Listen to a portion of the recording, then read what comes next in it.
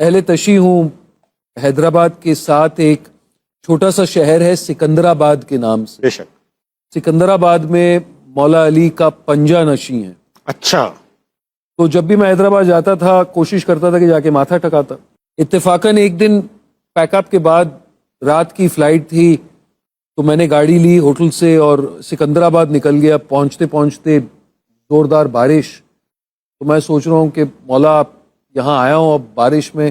جب آپ پہنچتے تو وہاں سیڑھیوں کے نیچے گاڑی رکتی اور آپ کو پہاڑ چڑھ کے چوٹی پر پہنچنا پڑتا ہے. کافی اوپر ہے. کافی اوپر ہے. تو اچانک بارش رک گئی تو میں نے دیکھا بھائی بالکل ہیوی رین کے بعد یہ اچانک.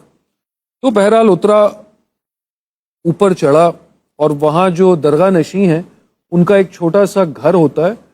وہاں ان سے ملتے ہیں اور پھر وہ آخری مرحلے تک آپ کو ساتھ لے کر جاتے ہیں. تالا والا کھولتے ہیں اندر جاتے ہیں پردہ ہٹاتے ہیں اور وہاں مولا علی کا پنجے کا نشان ہے نا. اچھا. تو اس کی زیارت کرتے ہیں آپ فاتحہ پڑھتے ہیں.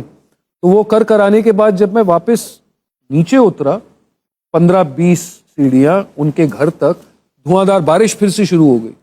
انہوں نے انسسٹ کیا کہ آپ بارش رکنے کا انتظار کریں گے تو ان کے ساتھ بیٹھ گئے تو انہوں نے انسسٹ کیا کہ کھانا کھائیں.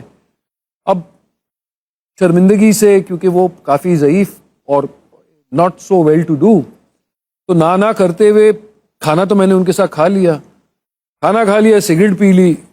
اب انتظار کر رہے ہیں کہ بارش رکے جانے کا نام نہیں.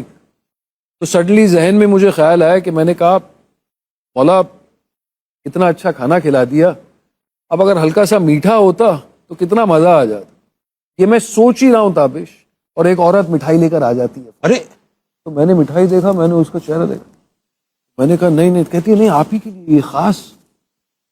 میں نے دماغ میں سوچا کہ مولا کچھ اور مانگ لیتا اگر واقعی جب بھی میں وہاں گیا ہوں ایسی کوئی نہ کوئی چیز ہوئی ہے. اچھا. Blessed truly blessed. اور کئی بار جا چکے ہیں آپ؟